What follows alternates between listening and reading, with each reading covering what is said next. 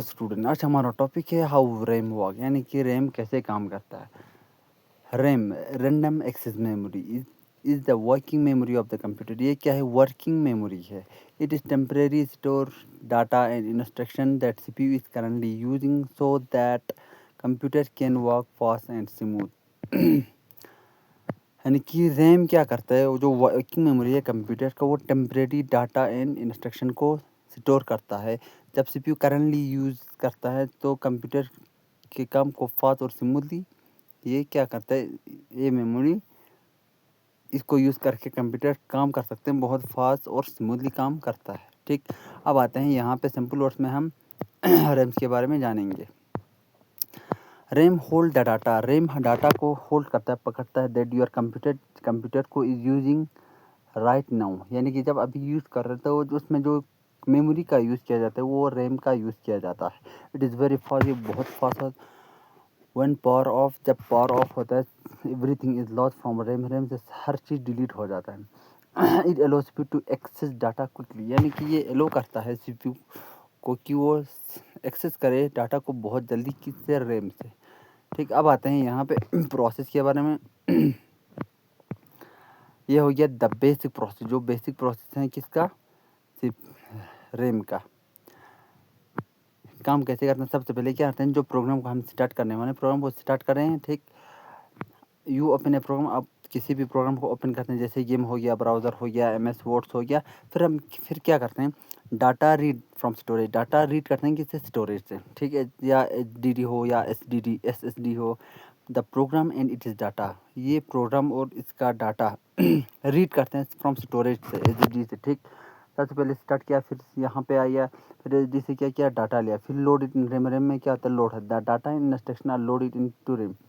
RAM में क्या करते हैं? लोड होता है फॉर फास्ट एक्सेस के लिए। ठीक, इधर से आता है, फिर क्या करते हैं, ये सीपीयू है। सीपीयू सीपीयू क्या करते हैं? रैम को एक्सेस करता है, ये इधर से लेता है। सीपीयू क्विकली रीड डाटा, फिर ये क्या करता है, डाटा को बहुत जल्दी ले लेता है फ्रॉम रैम से प्रोसेस, इसको जल्दी प्रोसेस करते हैं, फिर सेंड करते हैं, सेंड रिजल्ट को सेंड करता है और बैक दोबारा भी वापस भी करता है। ठीक, फिर यहाँ से आउटपुट आते हैं रिजल्ट का, जो आउटपुट हमें आते हैं वो शो करते हैं किस पे? या स्क्रीन पे, और टू और सेव टू द स्टोरेज, और उसको कहाँ स्टोरेज में क्या करते हैं? सेव करते हैं। ठीक, ये इन शॉर्ट में कहा जाए, जो स्टोरेज है HDD या SSD वो उससे रैम में आता है, फिर रैम से CPU, फिर CPU से आउटपुट, ये उसका प्रोसेस चलता है, पूरा प्रोसेस। अब समझ में आ गया? फिर अब आते हैं दूसरा, यानी कि डाटा कैसे मूव होता है इन रैम्स में। सबसे पहले आते हैं, देखो इधर देखो, सबसे पहले इसमें आता है, ये स्टोरेज हो गया। ये स्टोरेज हो गया। ठीक, ये हो गया स्टोरेज HDD और SSD, इससे रैम में जाएगी, यानी कि वर्किंग मेमोरी। फिर इससे CPU में भी प्रोसेस करेगा, फिर मॉनिटर में, जो मॉनिटर मशीन पे हमें आउटपुट और रिजल्ट देते हैं। डाटा रीड होता है स्टोरेज से वन, जब प्रोग्राम ओपन होता है तो उस डाटा को लोड करता है इनटू रैम में, फिर सीपीयू उससे एक्सेस करता है रैम को मच फास्टर देन स्टोरेज से ज़्यादा ये फास्ट क्या करते हैं? एक्सेस करते हैं। फिर इसके बाद प्रोसेसिंग के बाद जो रिजल्ट, जो डिस्प्ले होते हैं उसको हम दिखाते हैं और उसको सेव करते हैं। ठीक, यानी कि सीपीयू एक्सेस करता है रैम को नैनो सेकंड्स में, बट स्टोरेज क्या करता है? मिली सेकंड्स में, बट इसको स्टोरेज करने में क्या मिली सेकंड में लगते हैं। फिर सीपीयू इसे एक्सेस में नैनो सेकंड। ठीक, दैट इज़ वाई कंप्यूटर, इसीलिए कंप्यूटर क्या करते हैं? बहुत फास्ट काम करते हैं, यानी कि रैम से डाटा लेने।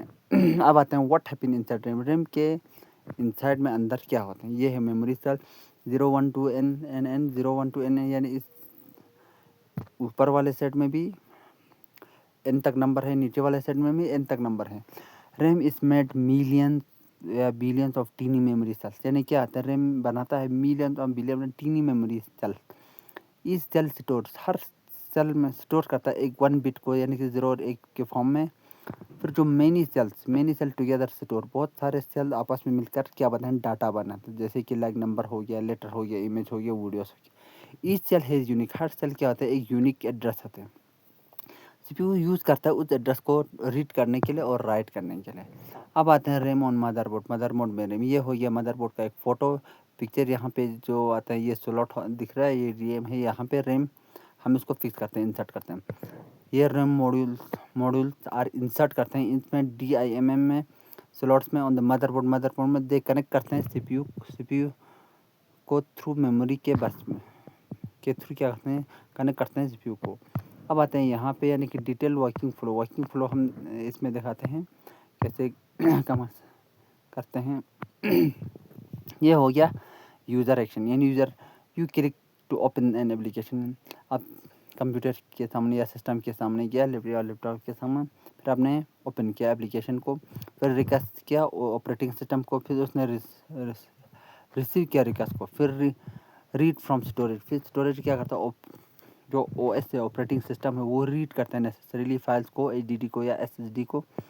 फिर लोड होता है रैम में, ठीक, लोड होता है रैम में, फाइल्स और डाटा को लोड होते हैं इनटू रैम में। फिर क्या करते हैं, प्रोसेस करते हैं। CPU नीड रीड डाटा को फ्रॉम द रैम का जो डाटा है ये क्या होता है, रीड करता है, उसे प्रोसेस करता है।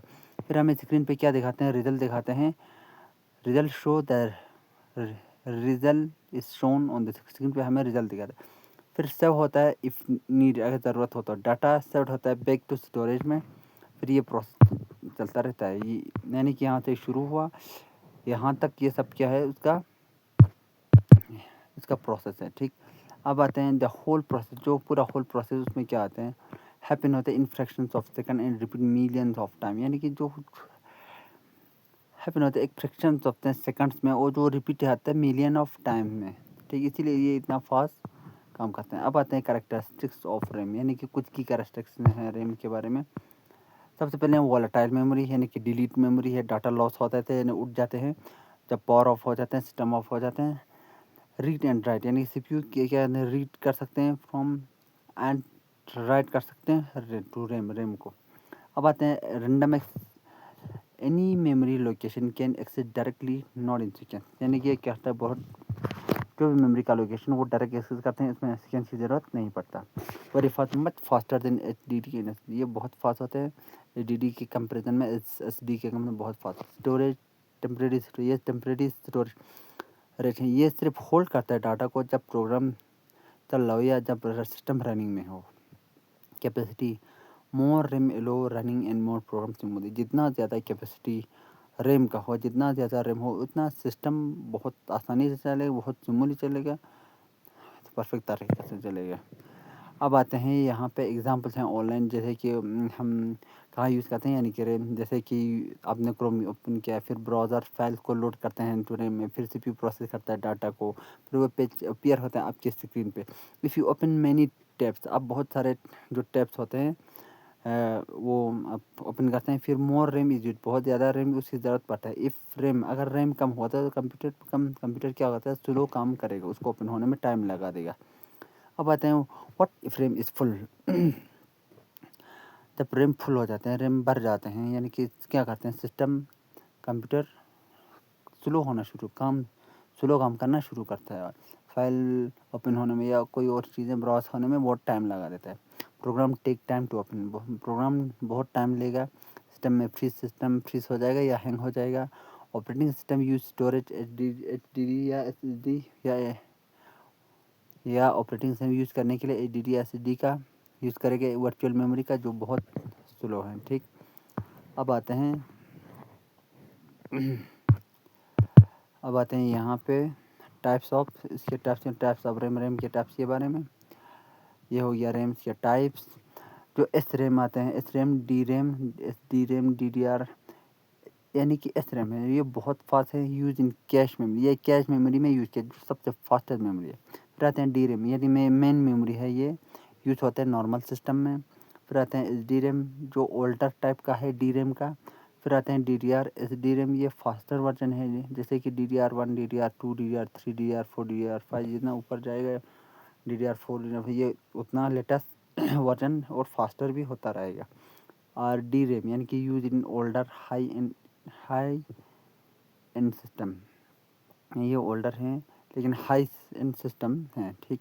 अब आते हैं रियल लाइफ में जो एग्जांपल हैं वो दिखाते हैं, जैसे कि हम कहाँ यूज़ करते हैं, लैपटॉप्स में 4G 8G 16, फिर डेस्कटॉप में 8G 16 32, सर्वर 32 64 128 प्लस। फिर आते हैं गेमिंग PC में 116 32 64 GB गेमिंग PC में यूज़ करते हैं। अब आते हैं यहाँ पे 11वें का कुछ की पॉइंट्स हैं, रिमेंबर याद रखना चाहिए क्या है, क्योंकि ये मेन पॉइंट है। रैम क्या कहते हैं, वो मेमोरी। रैम इज़ वर्किंग में, ये क्या है, वर्किंग मेमोरी है। ये वोलेटाइल है, यानी कि उड़ जाते हैं, परमानेंट नहीं है, डिलीट हो जाते हैं।